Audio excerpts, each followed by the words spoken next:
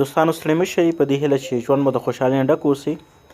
ملګرو نن راځو په دې ویډیو کې زه تاسو ته دغه طریقه ښیم چې څنګه د موبایل حافظه کې یا میموري کارت کې یو فولډر چې دی پټ کولی شو یا هایډ کولی شو.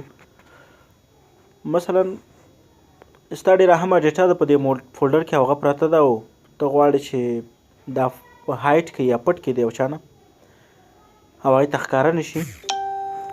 نو دې دپاره به تاسو دغه ویډیو تر اخره پورې وګورئ. دا طریقه به تاسو زده کړئ انشاءالله بغیر د کوم پروګرام څخه یا بغیر د کوم بل شي څخه تاسو کولی شئ چې فولډر هایډ کړئ. دې ته حاجت نشته چې تاسو لاړ شئ پلی سټور ته او په پلی سټور کې کوم پروګرام ډاونلوډ کړئ. هغې دپاره داسې هم هېڅکله کوم طریقه نشته دی، هېڅ دې ته هېڅ شی هم نه پکارېږي، نه ما کوم پروګرام انسټال کړی دی. صرف تاسو طریقه وګورئ، ډېره ساده طریقه ده. نو دغه طریقه به زده کړو. د هغې نه مخکې به تاسو نه زما یو خواهش دا دی چې دا زما د یوټیوب چینل چې دی دا سره سبسکرایب کړئ. چې کله چینل ته راغلی دغه سبسکرایب به یې لیکلي دې باندې صرف کلیک وکړئ. اوس خو فی الحال زه نشم کولی ځکه چې ما خپل چینل دی.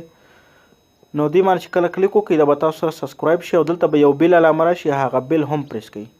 معنا دا چې کله بیل پریس کړئ نو زه چې کله ویډیو خیږم د خپل چینل ته نو تاسو ته به یو نوټیفیکیشن راځي یا بیل به درته ویل کېږي چې د کس ویډیو جګه کړې ده. لاندې کولی شئ تاسو نورې اهم ویډیوګانې هم شته ده چې دا ویډیو موږ ته ښیي چې څنګه په یو موبایل کې دوه فیسبوکه، دوه وټساپه، دوه همداسې انسټاګرامه، کوم پروګرام، دوه ګیمونه، یو ګیم یې کولی شئ هغه دوه وارې په یو موبایل کې انسټال کړئ. همداسې ستاسو دوه فیسبوک آیډیانې، دوه مسنجر یې، نو هغه هم کولی شئ چې دې ویډیو څخه زده کړئ چې دواړه څنګه په یو وخت کې فیسبوک یې خلاصولی شئ.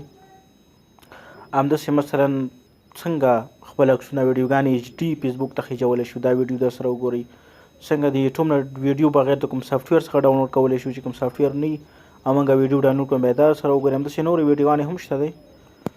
نو دغه به در سره سبسکرایب کړئ تر څو د اهمو معلوماتي ویډیوګانو څخه په آینده کې هم برخمن شئ او طریقې او داسې نور څه ډېر زده کړئ. اوس راځو په خپل کار باندې پیل کوو چې څنګه مثلا فولډر هایډ کولی شو. هغې دپاره به لومړی تاسو راشئ مای فایلز ته. مای فایلز چې مثلا ستا موبایل کې فرق کوي، هر موبایل کې فرق کوي چې هر ځای کې موجود و مای فایل پیدا کړئ. اوس مثلا دلته دوه خبرې دي، یو ډیوایس سټوریج دی، بل SD کارت دی. ډیوایس سټوریج معنا دا چې ستاسو د موبایل حافظه او SD کارت معنا دا چې میموري کارت. نو هر یو کې کولی شئ. زه راځم موبایل سټوریج ته، دې کې یو فولډر چې دی تاسو ته زه دستي چې دی هغه چې کوم هایډ کوم. زه د لارو خاطر لپاره تاسو ته یو فولډر دلته کریټ کوم، جوړوم فولډر مثلا وبخئ فولډر نوم مثلا دلته ورکوم چې نیو فولډر 2. دلته به کریټ ووهئ، فولډر جوړ شو نیو فولډر 2. دې کې چې مثلا تاسو هر څومره ډیټا اچوئ نو کولی شئ دلته ډیټا پکې واچوئ او اوس دا غواړئ چې هایډ یې کړئ یعنې پټ یې کړئ. نو دې لپاره به څه وکړئ، صرف دې باندې به کلیک زور ونیسئ تر څو دا چیک شي. چې کله چیک شو را به شئ مور آپشن ته. مور چې راغی دلته به لاندې دریم آپشن ته راشئ رینیم، دلته به کلیک وکړئ. چې کله رینیم راغی له دې څخه وروسته به دغه د لیکلو آله چې دا به سر ته یوسئ او دلته به څه ولیکئ، هېڅ نه، صرف یو ډاټ به دلته اضافه کړئ. ګورئ یو ډاټ، نو دا به بیا رینیم به کلیک کړئ.